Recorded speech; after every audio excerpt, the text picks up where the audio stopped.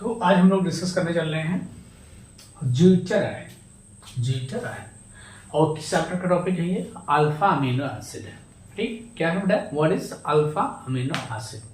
यहाँ का alpha amino acid है। ठीक है, अब देखिए, आपको मालूम है कि ये अमीनो एसिड में अमीनो ग्रुप और कार्बोक्सिलिक ग्रुप दोनों प्रेजेंट है। यहाँ का अमीनो हो गया और एक कार्बोक्सिलिक पे हो गया, ये अल्फा पोजीशन पे, इसलिए हम लोग करेंगे अल्फा अमीनो एसिड। अब देखिए यहाँ पे ये एक साल्ट की तरह कार्य करता है। जैसे हम लोग साल्ट में जाते हैं, जैसे हम लोग NaCl ले लें, तो साल्ट है। NaCl क्या है? साल्ट। ठीक है,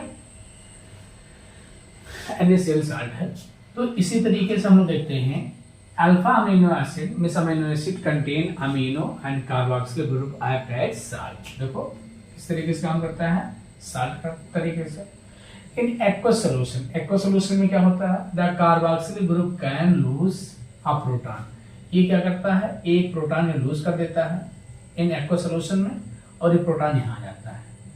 can lose a proton and amino group can accept proton giving rise a dipolar ion. देखो ध्यान देना, यहां से एक प्रोटॉन यहां ट्रांसफर हो जाता है, इससे इस पे नेगेटिव चार्ज आ जाता है, और ये प्रोटॉन जब यहाँ पे इसके N के साथ बॉन्ड बनाता है तो NH3+ हो जाता है। तो ये क्या है? देखो ये किस तरीके से एक्ट करता है? डाइपोलर आयन के तरीके का। डाइपोलर मतलब क्या?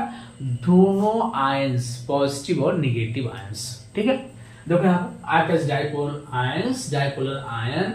दिस देखो dipolar ion, this is neutral but contain both positive and negative charge. Overall क्या अगर बात करें, एक पॉजिटिव एक नेगेटिव, ये न्यूट्रल होता है, लेकिन क्या होता है इसमें पॉजिटिव और नेगेटिव चार्ज। इसी को हम लोग क्या कहते हैं? ज्यूटर आयन कहते हैं। मतलब हमने क्या किया है? When alpha amino acid in aqueous solution, when alpha amino acid in aqueous solution, carboxylic group loses one proton and amino group gains one proton and forming dipolar ion, forms a dipolar ion, and this dipolar ion is known as zwitter ion. हमने क्या कहा कि alpha amino acid aqueous solution में alpha amino acid का carboxylic group एक proton loose करता है और अमीनो ग्रुप क्या करता है? एक प्रोटॉन गेन करता है। तो ये प्रोटॉन लूज करता है तो इसमें नेगेटिव चार्ज आ जाता है, ये प्रोटॉन गेन करता है इसलिए इसमें पॉजिटिव चार्ज आ जाता है। ठीक है, और ये स्ट्रक्चर हमें मिलता है। इसी स्ट्रक्चर को हम लोग क्या कहते हैं? डाइपोलर आयंस कहते हैं। ये डाइपोलर आयंस होता है, ये डाइपोलर आयन है, देखो पॉजिटिव और नेगेटिव है, और इसी डाइपोलर आयन को हम लोग क्या कहते हैं? ज्यूटर आयन कहते हैं। इसको आपको ध्यान रखना है।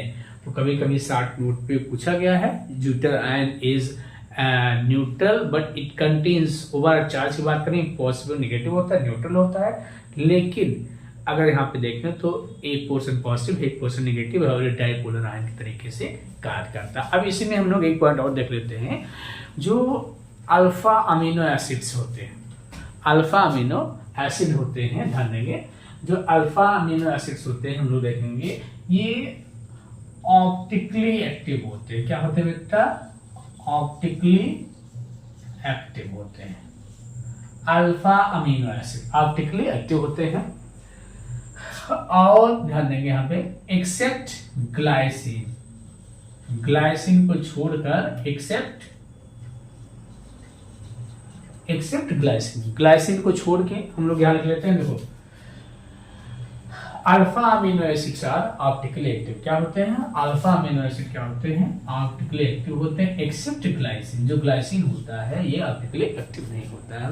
और ठीक है, और जो इनका कन्फिगरेशन होता है वो L कन्फिगरेशन शो करते हैं। सभी अल्फा अमीनो एसिड क्या करते हैं?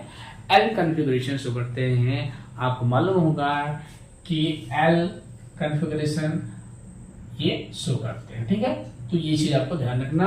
ये क्या होते हैं? ऑप्टिकली एक्टिव होते हैं, और ये L कन्फिगरेशन यहाँ पे शो करते हैं इस चीज को, या L फॉर्म यहाँ पे, both in L and A form mostly occurring amino acids have L configuration. मतलब ध्यान देंगे कि जो अमीनो एसिड्स होते हैं, ये अमीनो एसिड्स होते हैं, ये डी फॉर्म में भी और एल फॉर्म में दोनों में होते हैं, ठीक है। लेकिन मोस्टली क्या होते हैं, एल फॉर्म में। मोस्टली जो होते हैं वो एल फॉर्म में होते हैं। तो क्या हमने यहाँ सीखा, ज्यूटर आयन का फॉर्मेशन देखा हमने, ज्यूटर आयन का फॉर्मेशन कैसे होता है, ज्यूटर आयन कैसे फॉर्म होता है।